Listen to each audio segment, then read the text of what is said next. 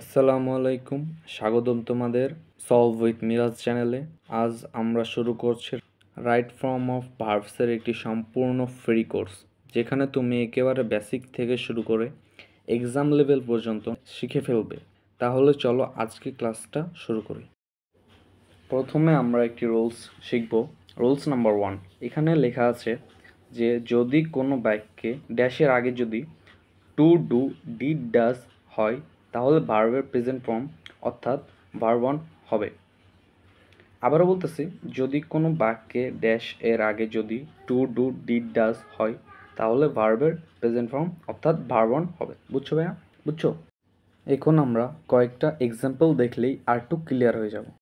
এইখানে কয়েকটা এক্সাম্পল দেওয়া আছে, তোমরা ট্রাই করো। এখন ভিডিওটা পজ করে এক্সাম্পলগুলো ট্রাই করো, পরে আমার অ্যান্সারের সাথে মিলিয়ে নাও। আশা করছি তোমরা সবাই অ্যান্সার দিতে পারছো, এখন আমার সাথে মিলিয়ে নিবা। এখানে প্রথম বাক্যটা লেখা আছে যে I want to dash go home. যেহেতু ড্যাশ এর আগে টু আছে তাই আমরা এখানে লিখব কীভাবে বলো তো? হ্যাঁ, আমরা এখানে লিখব গো এর প্রেজেন্ট ফর্ম বলতে গোই বোঝায়, এখানে গোই থাকবে। তাহলে তারপরের গুলাও আমার অ্যান্সারের সাথে মিলিয়ে নাও, আর শেষে একটা বোনাস আছে তোমাদের জন্য।